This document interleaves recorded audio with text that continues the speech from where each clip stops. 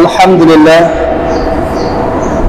মহান আল্লাহ তাআলার দরবারে লাখ কোটি শুকরিয়া যে মহান আল্লাহ তাআলা আমাদেরকে দুনিয়াবি কাজ থেকে ফারেক করে পৃথিবীর সবচাইতে ধার্মিক জায়গা আল্লাহ তাআলার ঘরে আসার এবং বসার, কিছু কথা বলার এবং শোনার জন্য যেই মহান মালিক আমাদেরকে কবুল করলেন, সেই মহান মালিকের দরবারে সকলেই কালিমাতুত শুকরিয়া আদায় করি, সকলেই পড়ি আলহামদুলিল্লাহ। আলহামদুলিল্লাহ, মহান আল্লাহ তাআলার নিয়ামত পাওয়ার পরে যে বান্দা নিয়ামতের শুকর গুজার করবে, আল্লাহ তাআলা তার নিয়ামত আরো বৃদ্ধি করে দিবেন, বলি সুবহানাল্লাহ। আর যে বান্দা আল্লাহ তাআলার নিয়ামত পাওয়ার পরে আল্লাহ তাআলার শুকরিয়া আদায় করবে না, আল্লাহ তাআলা ওই বান্দাকে কঠিন আযাবে গ্রেফতার করবেন, বলি নাউযুবিল্লাহ। এজন্য আমরা বেশি বেশি আল্লাহ তাআলার শুকরিয়া আদায় করব, যেহেতু আল্লাহ তাআলা আমাদেরকে আগে আগে বাছাই করে আমাদেরকে আগে আগে আজকে এই জুমার দিনে, গরিবের হজের দিন, এই দিনে আল্লাহ তাআলা যেহেতু আমাদেরকে আগে আগে মসজিদে আসার তৌফিক দান করলেন, এজন্য আমরা আবার শুকরিয়া আদায় করি আলহামদুলিল্লাহ। আলহামদুলিল্লাহ, এইখানে 8টি শব্দ আছে। যদি কোনো বান্দা আলহামদুলিল্লাহ একবার পাঠ করে, তাহলে একবার পাঠ করার কারণে আল্লাহ তাআলা জান্নাতের 8টি দরজা খুলিয়া দেন, বলি সুবহানাল্লাহ। আর জাহান্নামের 7টি দরজা আছে, এই 7টি দরজা বন্ধ করে দেওয়া হয়। তাহলে আমি যদি আলহামদুলিল্লাহ পাঠ করি, এরপরে আমার জন্য জান্নাতের 8টি দরজা খুলিয়া দেওয়া হইবে, আর জাহান্নামের 7টি দরজা বন্ধ করে দেওয়া হইবে। এখন অনেকেই বলে যে জান্নাত 8টা, জাহান্নাম 7টা, এরকম বলে কিনা? এরকম শুনছেন কিনা? আমরা কিন্তু বইয়ের মধ্যে পড়ছি যে জান্নাত হলো কি 8টা আর জাহান্নাম হলো কি 7টা। এটা একেবারেই ভুল। জান্নাত হয়েছে একটা, জাহান্নাম হয়েছে একটা। ধরেন এই যে মসজিদ, কয়টা মসজিদ? রুম একটা, দরজা কয়টা? 2টা দরজা, এই একটা আছে, গ্লাসের 3 হয়ে গেছে না? 3টা দরজা আছে। এরকম জান্নাত একটা, ঠিক আছে, কিন্তু ওই জান্নাতের দরজা হলো কি 8টা।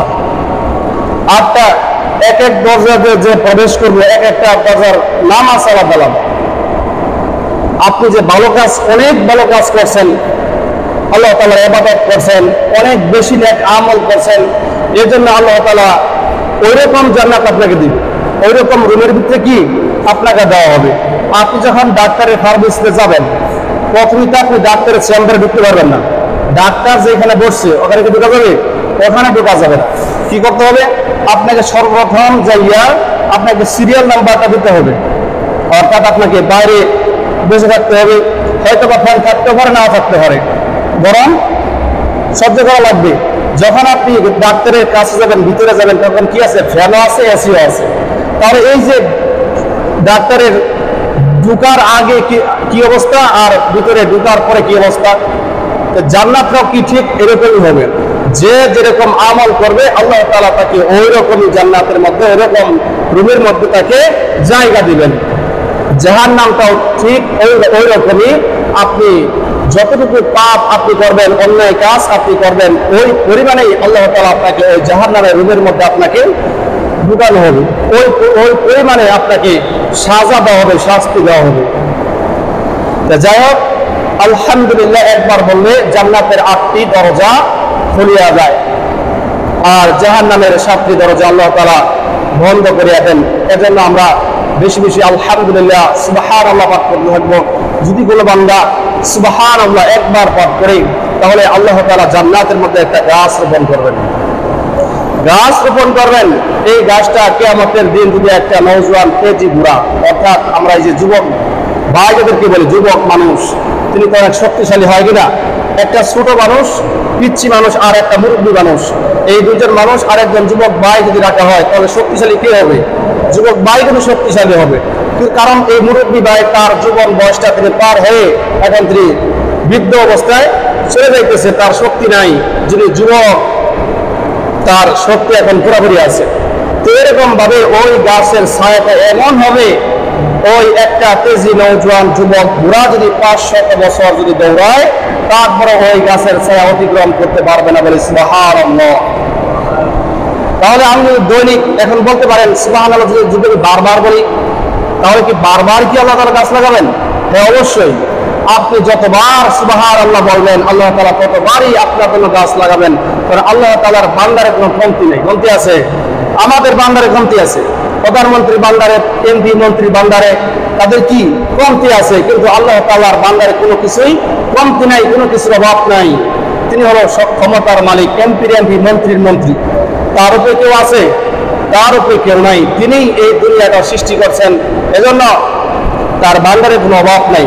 আপনি যতবার সুবহানাল্লাহ পাঠ করবেন, ততবারই আল্লাহ তাআলা আপনার জন্য এই জান্নাতের ভিতরে একটা গাছ রোপণ করে দিবেন।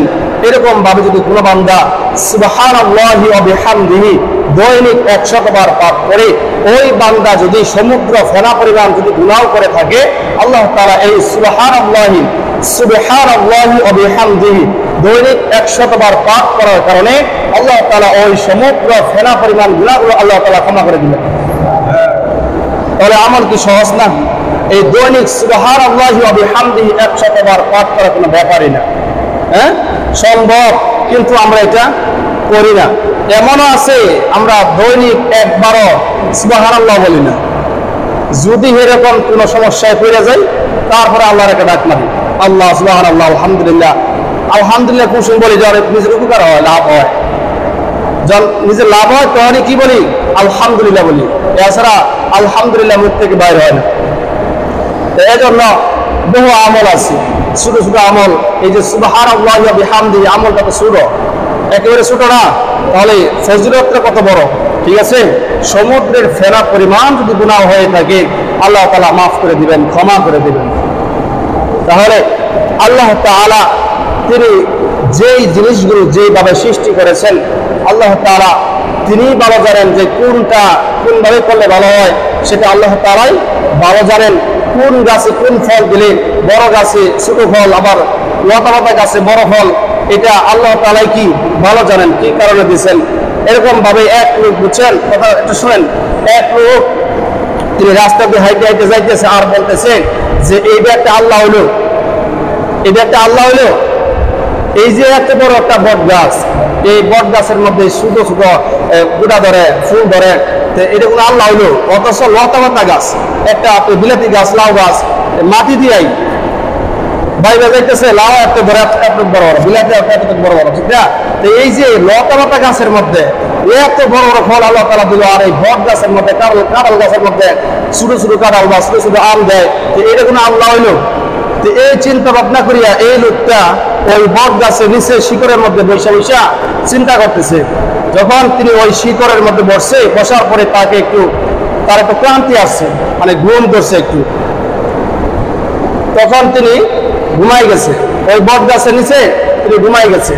ঘুমাই যাওয়ার পরে হালকা একটু বাতাসে নাড়া দিছে, নাড়া দেওয়ার কারণে ওই বট গাছের একটা ফুল তার নাকের মধ্যে পড়ছে। তো নাকের মধ্যে পড়ার কারণে তিনি সজাগ হয়ে গেছেন। তখন তিনি বলতেছেন, হ্যাঁ, আমাকে কে জাগাইলো, আমাকে কেডা জাগাইলো? তখন তিনি দেখলেন যে একটা ফুল পড়ছে। এই ফুলের কারণে তিনি কি জাগ্রত হয়ে গেছেন। তখন তার মাথার মধ্যে চিন্তা আসলো, এই যে আমি একটু আগে বললাম এটা একটা আল্লাহ হইলো, এই এত বড় গাছের মধ্যে ছোট ফল দিছে, গুড়া দিছে, অথচ লতা পাতা গাছের মধ্যে বিশাল বড় বড় লাউ দিছে, কপি দিছে, বা বিলাতি মিষ্টি লাউ দিছে। তো এই যে আল্লাহ তাআলা যদি এই লাউটা এই বট গাছের মধ্যে দিত, এই বিলাতিটা যদি বট গাছে ধরতো, আজকে যদি এই বিলাতিটা, এই লাউটা যদি আমার নাকের উপরে পড়তো, তাহলে আমার নাক বর্তায় দিত না, বর্তায় দিত না, শিখে দিত না। তখন তিনি বলতেছেন যে না, তুমি ঠিকই আল্লাহ, তুমি ঠিকই আল্লাহ। এজন্য আল্লাহ তাআলা যেটা ফিট করে দিয়েছে, যেটা সৃষ্টি করে দিয়েছেন, ওইটা নিয়ে আপনার মাথা ঘাবড়ানোর কোনো চিন্তা নাই। অর্থাৎ আপনার চিন্তা হলো আল্লাহ তাআলার সৃষ্টি নিয়ে আপনি চিন্তা গবেষণা করবেন। আপনি যদি চিন্তা করেন আল্লাহ তাআলাকে কে বানাইলো, আল্লাহ তাআলাকে কে বানাইলো, এই চিন্তা যদি আপনি করেন, তাহলে আপনি কিছুই কিনারা কিছুই খুঁজে আপনি পাইবেন না। আপনার চিন্তা করা লাগবে আল্লাহ তাআলা যা কিছু সৃষ্টি করছে, ওইগুলো সৃষ্টি নিয়ে যদি আপনি গবেষণা করেন, তাহলে আপনি আল্লাহকে পেয়ে যাবেন। কিন্তু আল্লাহ তাআলাকে নিয়ে সৃষ্টি করে কোনো লাভ আপনার হবে না। কারণ কি, আল্লাহর কোনো মাতাও নাই, পিতাও নাই, তিনি কাউকে জন্ম দেন নাই, তিনি কারো থেকে কি জন্ম হয় নাই, তিনি এক ও দ্বিতীয়, তার কোনো কি নাই, শরীক নাই। এজন্য আল্লাহ তাআলাকে নিয়ে আপনার গবেষণা করার কোনো প্রয়োজন নাই, গবেষণা করতে হবে আল্লাহ তাআলার সৃষ্টি নিয়ে। এখন আসল কুরবানির বিষয়, কুরবানি অর্থ হলো কি, ত্যাগ, ত্যাগ স্বীকার করা। কুরবানি হলো কয়েক প্রকার আছে, আপনার মালের কুরবানি আছে, জানের কুরবানি আছে। জানের কুরবানি কোনগুলা, এই যে আমরা দৈনিক 5 ওয়াক্ত নামাজ পড়তেছি বা রোজা রাখতেছি বা আপনার হজ করতেছি, এই যে একটা মেহনত, একটা কষ্ট হইতেছে, এটা কিন্তু একটা জানের কুরবানি হইতেছে, জানের কুরবানি হইতেছে।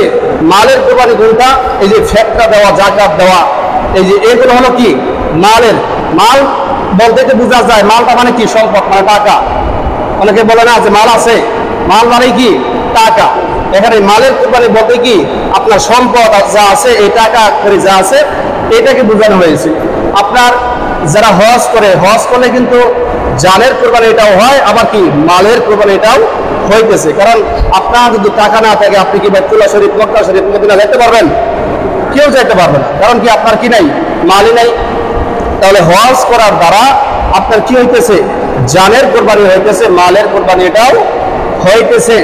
এখন কুরবানিটা আপনার হতে হবে কি, মন থেকে হতে হবে। মনের কুরবানি হচ্ছে কি সবচেয়ে কি বড় কুরবানি। আপনি কুরবানি দিতে গেলে আপনার কিছু অর্থ করে, টাকা কিছু যাবে, মাল যাবে। এখানে কি মালের কুরবানিটা হবে, মাল যাবে, মালের কুরবানিটা হবে, প্লাস কি মনের কুরবানিটা হবে। এখন আপনার 10,000 বা 15,000 টাকা আপনি খরচ করলেন। এখন যদি আপনি চিন্তা করেন, যদি আমি এই 20,000 টাকা খরচ করে কোরবানি দেই, তাহলে তো আমার টাকা কমে যাবে, কমে যাবে। এরকম মনের মধ্যে এরকম চিন্তা আনা যাবে। মন খুলে একেবারে ফ্রেশ খালেস নিয়তে নিয়ত করতে হবে, আমি কোরবানি দেবো একমাত্র কাকে খুশি করার জন্য, আল্লাহ তাআলাকে খুশি করার জন্য। এই কুরবানিটা আমি কি মানুষকে দেখানোর জন্য করতেছি, নাকি আল্লাহ তাআলাকে রাজি খুশি করার জন্য করতেছি? এগুলো মন, আমার মনই তো সব জানে নাকি? আমার মনে কি চায় না চায় এগুলো কি আপনি জানেন? আপনি কিন্তু জানেন না। আমার মনের মধ্যে কি ধারণা আসতে পারে এগুলো আমি জানি, আর কি রব্বুল আলামিন তিনি ভালো জানেন। আল্লাহু আলিমুন বিযাতিস সুদূর, অর্থাৎ কি আল্লাহ তাআলা তোমার মনের খবর কি জানে। এই যে তুমি যাকাত দিতেছ, এই যাকাতটা তুমি আল্লাহ তাআলাকে রাজি খুশি করার জন্য দিতেছ, নাকি মানুষকে দেখানোর জন্য দিতেছ? তুমি অনেক মানুষ আছে যাকাত দেয়, কাপড় দেয় বা টাকা পয়সা দেয়, এগুলো ভিডিও করা হয়, কি আছে না, ভিডিও করা হয়, লাইন ধরে সিরিয়াল ধরে অনেকে মারাও যায়। এই যাকাতের টাকা লেগে কি কাপড়ে লেগে মারাও যায় মানুষ। অর্থাৎ কি তিনি ইউটিউবে এটা প্রচার করতেছে, আমি যাকাত দিতেছি, মানুষ আমাকে বলবে যে আমি খুব যাকাত দাতা, আমি কি খুব যাকাত দিতেছি, দানশীল, অনেক টাকা পয়সা মানুষকে বিলায় দিতেছি, দান করতেছি। এই যে এটা ফেসবুকে, ইউটিউবে তিনি পোস্ট করতেছেন, এইটার দ্বারা সেরা নাও ফায়দা তিনি পাবেন। এখন যদি কোনো বান্দা নিয়ত করে আমি হজ করবো, ওই বাইতুল্লাহ শরীফ আমি যাবো, যাওয়ার পরে সেখানে বড় বড় মার্কেট আছে, সেই মার্কেটগুলো ঘোরাঘুরি করে দেখবো, আর যখন আমি হজ করে আসবো তখন মানুষ আমাকে আলহাজ, হাজি অমুক উদ্দিন, অমুক অমুক ডাকবে। যদি এই নামের কারণে, এই আমার সুনাম হবে, এই নামের কারণে যদি আমি হজ করি, তাহলে হজ হবে? এই হজ দ্বারা কোনো চালনা ফায়দা হবে? আপনার টাকা ভাঙ্গা ছাড়া কোনো লাভ নেই। অযথা টাকাগুলো আপনি কি করলেন, খরচ করলেন। এজন্য হজটা করতে হবে একমাত্র আল্লাহ তাআলাকে দেখানোর জন্য, এখানে মানুষকে দেখানোর কোনো উদ্দেশ্য থাকা যাবে না। এজন্য এই কুরবানিটাও হতে হবে কার জন্য? একমাত্র মহান আল্লাহ তাআলার জন্য। ফাসাল্লি লিরাব্বিকা ওয়ানহার, আপনার রবের উদ্দেশ্যেই আপনাকে এই কুরবানিটাও করতে হবে, নামাজটাও পড়তে হবে। আমরা যে নামাজ পড়ি, এটা কার জন্য পড়ি? আল্লাহ তাআলার জন্য পড়ি। তাহলে আমার নামাজটা হবে একমাত্র আল্লাহ তাআলার উদ্দেশ্যে, এবং আমার কুরবানিটা হবে কি একমাত্র আল্লাহ তাআলার উদ্দেশ্যেই হতে হবে। এখন এই কুরবানিটা আপনার সহি হওয়ার জন্য 4টা শর্ত আপনার জরুরি। 1 নম্বর হলো, আপনি যে কুরবানি করবেন আপনার নিয়তটাকে আপনার আগে খালেজ করা লাগবে, নিয়তটা আগে খালেজ করা লাগবে, সহি নিয়ত থাকা লাগবে, মনের মধ্যে কোনো গলদ থাকা যাবে না। 2 নম্বর হলো, আপনি যে কুরবানি করবেন এই কুরবানির টাকা সম্পূর্ণ হালাল টাকার হতে হবে। এই কুরবানির টাকা কি হারাম যদি হয়, হারাম টাকার দ্বারা কুরবানি হবে? সুদের টাকা, ঘুষের টাকা বা অন্যান্য কারো কাছ থেকে টাকা মাইরে আনছেন, ওই টাকা দিয়ে আপনার কুরবানি হবে না। এজন্য আপনার কুরবানি যে করবেন, এজন্য আপনার 2 নম্বর পয়েন্ট হলো এই টাকাগুলো সম্পূর্ণ হালাল হতে হবে। টাকাগুলো যদি আপনার হারাম হয়, আপনার কুরবানি হবে না। 3 নম্বর হলো এই কুরবানিটা আপনার শরীয়ত মোতাবেক হতে হবে। শরীয়ত মোতাবেক কি? এখন যদি কেউ বলে যে আমি কুরবানি পশু জবাই করার সময় বিসমিল্লাহি আল্লাহু আকবার বলবো না, অবাকে জবাই করবো, তাহলে কি হবে? বিসমিল্লাহি আল্লাহু আকবার বলি নাই, তাহলে কুরবানিটা আমি কার নামে করলাম? এখানে বলাই হলো না। তাহলে আমি কুরবানিটা করবো একমাত্র বিসমিল্লাহি আল্লাহু আকবার, আল্লাহ তাআলা নামেই কি আমি পশুটা কি করতেছি? জবাই করতেছি। এজন্য এই কুরবানিটা কি শরীয়ত মোতাবেক হতে হবে। 4 নম্বর হলো আপনি এই যে কুরবানিটা করবেন, 4 নম্বর পয়েন্ট খেয়াল আসতেছে না। 4 নম্বর পয়েন্ট হলো আপনার এই কুরবানিটা কি মানুষকে দেখানোর জন্য করা যাবে না, একমাত্র আল্লাহ তাআলার উদ্দেশ্যে এই কুরবানিটা করতে হবে। এখন এই কুরবানিটা আপনার কি একাও দেওয়া যাবে, আবার কি 7 জনে, 5 জনে, 3 জনে, মানে বাগি দার হিসাবেও কি এটা বাগে বাগেও কি করা যায়। এখন আপনি যাদেরকে আপনি বাগে নেবেন, খুব সতর্কর সহিত তাদেরকে নেওয়া লাগবে। কারণ কি জানেন, যার নামাজ নাই, অর্থাৎ যে বান্দাটা নামাজ পড়ে তার কোনো কুরবানিও নেই। কারণ কি তোমার মধ্যে নামাজ নাই, তোমার কুরবানিও নেই। কারণ এই নামাজটা হলো কি ফরজ, এই ফরজ ইবাদত তুমি করো না, তোমার কোনো কুরবানি না। হ্যাঁ, কুরবানি হলো কি ওয়াজিব।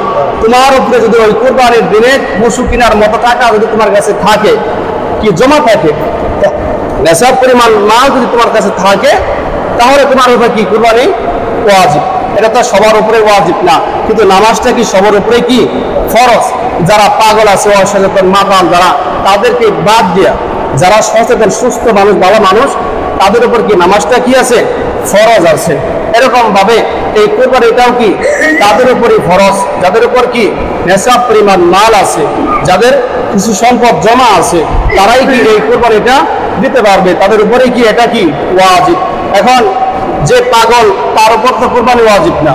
যে পাগল, তিনি তো পাগলই, তিনি তো কিছুই বুঝে না, তার যেদিক মন চায় সেই সেদিকেই ঘুরতেছে, যেরকম পোশাক তার পরার দরকার সে ওই আগেই পোশাক তিনি পরে রাস্তাঘাটে তিনি বাইর হইতেছেন। এজন্য পাগলের জন্য কি কুরবানি ওয়াজিব না। আর যারা বিধর্মী কাফের মুশরিক যারা, তাদের জন্য কি এই কুরবানি ওয়াজিব না। আপনার কুরবানি ওয়াজিব হওয়ার জন্য আপনাকে সর্বপ্রথম কি হতে হবে? মুসলমান হতে হবে, ইমানদার হওয়া লাগবে। এজন্য কুরবানি যাদের উপর ওয়াজিব, যাদের সম্পদ আছে, কুরবানি দেওয়ার মতো সামর্থ্য আছে, নবী করিম সাল্লাল্লাহু আলাইহি ওয়াসাল্লাম বলেন, যাদের উপর কুরবানি ওয়াজিব হয়েছে বা সম্পদ আছে, থাকার পরেও কুরবানি দেয় নাই, সে যেন আমাদের এই ঈদগাহে মাঠে না আসে। এরকম কথা কিন্তু আমরা রমজান মাসে শুনি, যে যারা রমজানের এই 30টা রোজা না রাখবে, রমজানের 30টা তারাবি যারা না পড়বে, তারা যেন ঈদগাহের মাঠে কি তারা যেন না আসে। এটা কি ছুড়ে দাও। এই ঈদুল ফিতরের সময় এই কথা নবী করিম সাল্লাল্লাহু আলাইহি ওয়াসাল্লাম বলেছেন। এখন কুরবানি ঈদের সেম একই কথা, যাদের টাকা পয়সা সামর্থ্য আছে, কুরবানি দেওয়ার সামর্থ্য আছে, তারপরেও এমনিতেই কুরবানি দেয় নাই, তাদের বেলাও একই কথা, তারা যেন আমাদের ঈদগাহের মাঠে না আসে। তো এই জন্য কুরবানি করতে হবে। আপনার কুরবানি করার জন্য 1 নম্বর পয়েন্ট হলো আপনার নিয়তকে সহি করা লাগবে, নিয়ত সহি করা লাগবে। 2 নম্বর পয়েন্ট হলো এই টাকাগুলো আপনার হালাল হতে হবে। 3 নম্বর হলো শরীয়ত মোতাবেক হতে হবে। 4 নম্বর এই কুরবানিটা মানুষকে দেখানোর জন্য হবে না, একমাত্র মহান আল্লাহ তাআলার উদ্দেশ্যে এটা কি হতে হবে। এখন আসেন, আপনি এই কুরবানিটা যে আপনি দিবেন, ধরেন 7 জন বাগি আপনি নিচ্ছেন, নেওয়ার পরে এখন এই 6 জন, 7 জনের ভিতরে 6 জনের টাকা কি আছে একেবারে হারাম, কোনো সমস্যা নাই। 6 জনের টাকার মধ্যে কোনো সমস্যা নাই, সব সম্পূর্ণ টাকা একেবারে হালাল, কোনো হারামের কি বংশ এখানে নাই। এখন এই যে 7 নম্বর যিনি ব্যক্তি, তার ভিতরে কি আছে হারাম টাকা ঢুকে গেছে, সুদের টাকা আছে, ঘুষের টাকা আছে, বা অন্য যে কোনোভাবে তিনি মারছেন টাকাগুলো, এই 7 নম্বর ব্যক্তির যে হারাম টাকা, অর্থাৎ 7 জনের ভিতরে 1 জনের টাকা যদি হারাম হয়, টাকাগুলো যদি হালাল না হয়, তাহলে এই 7 জনের কুরবানিটার মধ্যে গন্ডগোল বেঁধে যাবে, বেজাল বেঁধে যাবে। ঠিক আছে? এজন্য যারা আমরা বাঘে যারা কোরবানি দিব অবশ্যই তাদেরকে খুব খেয়াল করে সতর্ক অবলম্বন করে তাদেরকে বাঘে নিতে হবে, যে তার নিয়ত ঠিক আছে কিনা বা তার ইনকাম টাকাগুলো হালাল আছে কিনা। আপনি যদি ওই রকম ভাবে ওই হারাম ইনকামের টাকা দিয়ে আপনি কোরবানি দেন, ওই কোরবানি দেওয়া টাকা ভাঙ্গা ছাড়া কোনো লাভ নেই। ওই কোরবানি কোনো ফায়দা আছে? কোনো ফায়দা পাওয়া যাবে না। কোরবানি করলে কি অনেক লাভ আছে, ফজিলত আছে। সাহাবায়ে কেরাম রাদিয়াল্লাহু তাআলা আনহু বলেন যে ইয়া রাসূলুল্লাহ, এই যে আমরা কুরবানি করব, কুরবানি করলে কি লাভ হবে? তখন নবী করিম সাল্লাল্লাহু আলাইহি ওয়াসাল্লাম বললেন, এই যে কুরবানির পশুর গায়ে যতগুলো পশম আছে, লোম আছে, একটা লোমের পরিবর্তে আল্লাহ তাআলা একটি করে নেকি দান করবেন। সুবহানাল্লাহ, জোরে বলতেন না? কারণ একটি গরুর ষাঁড়ের বা খাসি যাই বলেন, একটা পশুর গায়ে কিন্তু লোম পশম অনেক থাকে, গুণে শেষ করা যাবে। অনেক পশম আছে, হাজার হাজার কোটি কোটি পশম আছে। তাহলে আপনি যদি কুরবানি দেন তাহলে একটা পশমের বদলে আল্লাহ তাআলা একটি করে সওয়াব দান করবেন, নেকি দান করবেন। তাহলে কত বড় সওয়াবের কথা, অনেক বড় ফজিলত। এজন্য কিতাবের মধ্যে এভাবে আসছে যাদের উপর কুরবানি ওয়াজিব না, এই কথা শোনার পরে তাদের মন চাইবে যে আমরা কি কুরবানি করি। যাদের উপর কি কুরবানি ওয়াজিব হয় নাই তারাও এটা চিন্তা করবে যে এত ফজিলত, যে এত লাভ, তাহলে আমরাও কি কুরবানিটা করি। আর যাদের উপর কুরবানি ওয়াজিব তারা অবশ্যই কুরবানি করবে।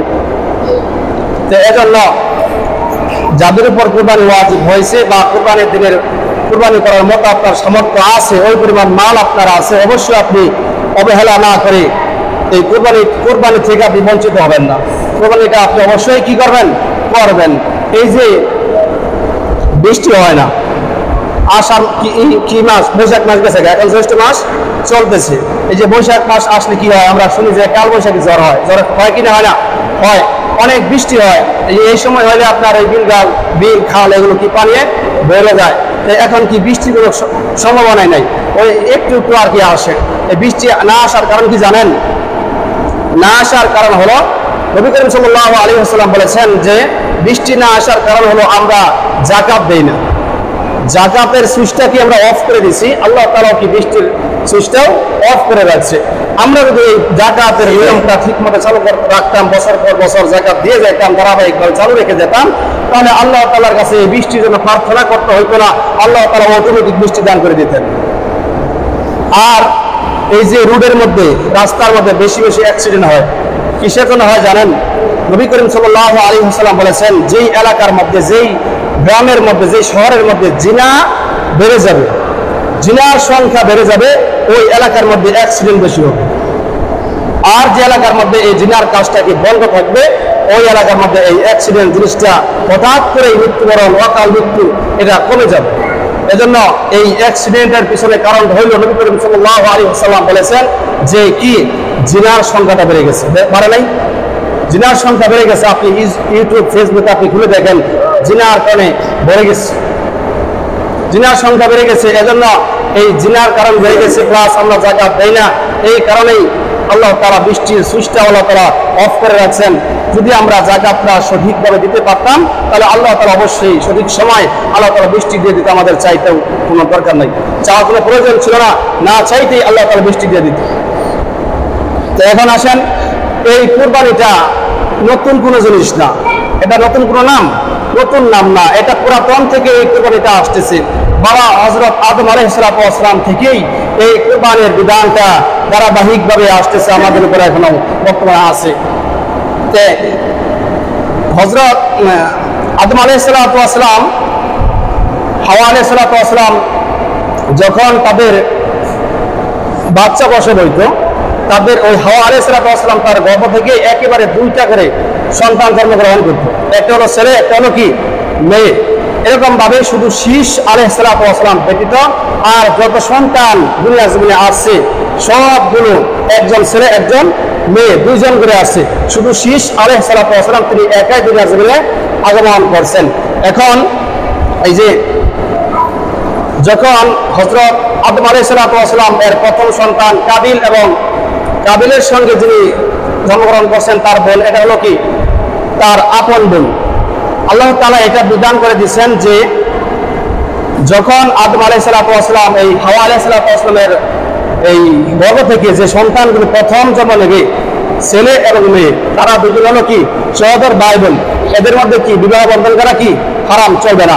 কিন্তু এর পরবর্তীতে যারা আসবে ভাই বোন আসবে, ওই প্রথম ভাই দ্বিতীয় যে মেয়ে কন্যা সন্তান জন্মগ্রহণ করছে, ওই প্রথম ভাই ওই দ্বিতীয় কন্যা ওই মেয়েকে তিনি বিবাহ করতে পারবেন, এটা ওদের বোন হবে না। এটা কি এই বিধানটা আল্লাহ তাআলা কি রাখছেন, হাওয়া করে দিয়েছেন। এখন প্রথম সন্তান জন্মগ্রহণ করছে তার নাম হলো কি কাবিল। কাবিলের সঙ্গে যিনি যেই সন্তানটা বা যে তার যে বোনটা জন্মগ্রহণ করছে তার নাম হলো আকলিমা। তাহলে কাবিল আর আকলিমা তারা কি প্রথম একেবারে দুনিয়ার জমিনে প্রথম আসছে। এখন দ্বিতীয়বার আসছে তার নাম হলো হাবিল, আর তার যিনি বোন তার বোনের নাম হলো কি মির্জা। তাহলে প্রথম জনের নাম কি কাবিল আর কি আকলিমা, দ্বিতীয় হাবিল আর মির্জা। এখন এই যে কাবিলের সঙ্গে যেই বোনটা জন্মগ্রহণ করছে এই বোনটা আকলিমা, যে নামটা যে নামের মেয়েটা, এই মেয়েটা অনেক সুন্দর। আর হাবিলের সঙ্গে যে বোনটা জন্মগ্রহণ করছে এই লিজা, তিনি অনেক কুৎসিত কালো, চেহারা তেমন দেখতে কি ভালো না। তখন ওই যে আল্লাহ তাআলার বিধান অনুসারে ওই যে কাবিলের বাগে ওই যে লিজা ভরে কাবিল তাকে বিবাহ করবে, লিউজাকে বিবাহ করবে। এখন কাবিল তো তিনি চিন্তা করতেছেন লিউজা তো কালো কুৎসিত, তার ভালো লাগতেছে না, যে আমি এটা মানতে পারবো না, আমি এটা লিউজাকে বিবাহ করতে পারবো না, কারণ তিনি কি কালো। এখন ওই যে হাবিলের বাগে বসছে আকলিমা, আকলিমা তো অনেক সুন্দর। এখন এইটা কাবিল আর মানতে রাজি না, যে আমি এটা মানবো না। তখন আদম আলাইহিস সালাম বললেন ঠিক আছে, এখন তোমরা দুইজনে আল্লাহ তাআলার উদ্দেশ্যে কুরবানি করো, যার কুরবানিটা কবুল হবে তাকে ওই আকলিমার সাথে বিবাহ দেওয়া হবে। তো এইবার আগেকার যুগে যখন ওই কুরবানি হইতো, কুরবানি দেওয়ার পরে যখন আপনার জমিনে রাখার পরে আগুনের মতো একটা শিরা কি আইসা সেখানে দুই সাত করে দিত আর কি, মানে ওই জিনিসটা উপরে উঠায় নেওয়া যেত, মানে ওই থেকে বোঝা যেত যে এই কুরবানিটা কি হয়ে গেছে, কবুল হয়ে গেছে। তো এইবার এই কাবিল তিনি চাষি ছিলেন আর কি, ধান গম ভুট্টা তিনি এগুলো চাষ করতেন।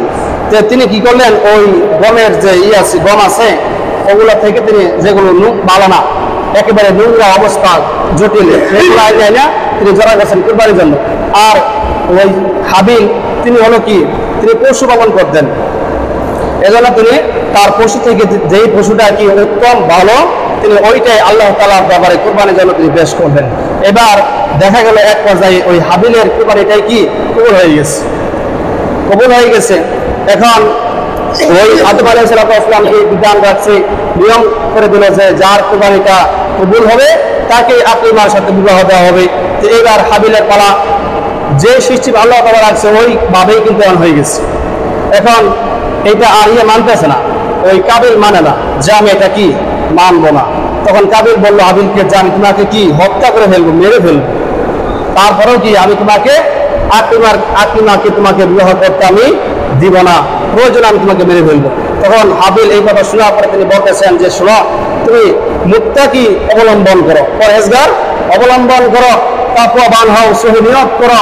তুমি যদি সহি নিয়ত করতে তাকওয়াবান হয়, আল্লাহ তাআলাকে ভয় করে ভালো সম্পদগুলো যদি তুমি আল্লাহ তাআলার রাস্তায় কুরবানির জন্য পেশ করতা, তাহলে আল্লাহ তাআলা তোমার কুরবানিটাও কি কবুল করতেন। আমি ভালোটা করছি, আমার মন খালেদ ছিল, আমার মনের মধ্যে কোনো ধারণা ছিল না, একমাত্র আল্লাহ তাআলাকে সন্তুষ্টি করার জন্য আমি কুরবানিটা করছি, এবং আল্লাহ তাআলা আমার কুরবানি কবুল করছে, তোমারটা করে নাই। এক পর্যায়ে দেখা গেছে এই কাবিল হাবিলকে শেষ পর্যন্ত হত্যা করে ফেলছে। তারপরে ওই কাবিলের এই আকলিমার সাথে বিবাহ বন্ধন হওয়ার আগেই তাকে তিনি মেরে ফেলছেন। তিনি এটা মানতে পারবেন না, কারণ আমার সাথে জন্মগ্রহণ করছে আমার বোন সুন্দর, আর তার সাথে জন্মগ্রহণ করছে এটা কালো, আমি এটা মানতে পারবো না। এক পর্যায়ে তিনি কাবিল হাবিলকে হত্যাই করে ফেলছে। এই যে হাবিল যে কুরবানির জন্য যে পশুটা যে দুম্বাটা তিনি আল্লাহ তাআলার দরবারে রাখছিল, আল্লাহ তাআলা কবুল করে তিনি এটা জান্নাতের মধ্যে রাখার পরে যে ইব্রাহিম আলাইহিস সালাম যখন এই ইসমাইল আলাইহিস সালামকে যখন কুরবানি করার জন্য রাখছে, ছুরি চালাইছে, তখন আল্লাহ তাআলা ওই জান্নাত থেকে ওই যে হাবিলের যে কুরবানি পশুটা দুম্বাটা জান্নাতে রাখা ছিল, ওই দুম্বাটা আইনা ওই ইসমাইলের পরিবর্তে ওই দুম্বাটা কি কুরবানি করা হয়েছে। ওই থেকেই আদম আলাইহিস সালাম ওই হাবিল আর কাবিল ওইখান থেকে কি এই কুরবানির বিধানটা চলে আসছে। এইখান থেকে কি কুরবানির ইতিহাস, এটা পুরো নতুন কোনো নাম নয়। এজন্য কুরবানি পশু যারা আপনারা কিনবেন খুব ভালো করে দেখে শুনে মোটা তাজা দেখে কিনবেন। হ্যাঁ, এখন আপনি একটা গরু আপনি কিনলেন 1.5 লাখ বা 2 লাখ টাকা দিয়ে, আপনি যদি এরকম চিন্তা করেন যে দেখি এলাকার মধ্যে কে কত টাকা দিয়ে গরু কিনতেছে, আমি তার সাথে বেশি টাকা দিয়ে গরু কিনবো, এই যে আপনি বেশি বেশি বলতেছেন, এটা কি আপনার একটা রূপ বিকে যাবে যে আমি মানুষকে দেখানোর জন্য আমি এই কুরবানিটা করতেছি। আমি যখন 2 লাখ টাকা দিয়ে একটা পশু কিনবো এই সমাজের মধ্যে, এলাকার মধ্যে আমি হলাম সবচেয়ে বড় কুরবানি দাতা, তখন আমার এই পশুটা সবাই দেখার জন্য চলে আসবে আমার বাড়িতে, জমকতে 2 লাখ টাকার একটা গরু কিনছে। তো এরকম মনের মধ্যে এরকম নিয়ত থাকা যাবে না। অবশ্যই আপনি মোটা তাজা দেখে আপনি কি পশুটা কিনবেন, পশুটা যাতে কোনো ক্ষত না থাকে বা কোনো সমস্যা না থাকে, বা জন্ম থেকে পশু শিং নাই, শিং ভেঙে গেছে, যে পশুর জন্ম থেকে শিং গজায় নাই বা শিং ভেঙে গেছে এরকম পশু দ্বারা কুরবানি হবে, কোনো সমস্যা নেই। কিন্তু যে পশুর কান নাই জন্ম থেকেই, এরকম পশু দ্বারা কুরবানি হবে না। আর একটা পশু আপনি কিনছেন, কেনার পরে দেখা গেছে এই পশুটা আপনার 4টা পা থাকে না পশুর, 1 পা দ্বারা তিনি বর দিতে পারেন, 3 পা দ্বারা তিনি কি করেন বর দেন, এই যে 1 পা দ্বারা তিনি বর দিতে পারতেছে না, এই পশু দ্বারা কুরবানি হবে না। এজন্য কুরবানি এমন পশু হতে হবে যে পশুটা কি একেবারে কি সুস্থ আছে, 4 পা দ্বারাই তিনি কি বর দিয়ে চলতে পারেন, এরকম সুন্দর দেখে আপনি পশুগুলো কি করবেন ক্রয় করবেন। যা কিছু আলোচনা করলাম, আল্লাহ তাআলা আমাকে আপনাকে সকলকেই আমল করার জন্য তৌফিক দান করুক। ওয়া আখিরু দাওয়ানা আলহামদুলিল্লাহি রাব্বিল আলামিন। যারা সুন্নাত করেন নাই, যারা কেবল জামা সুন্নাত করে নিন।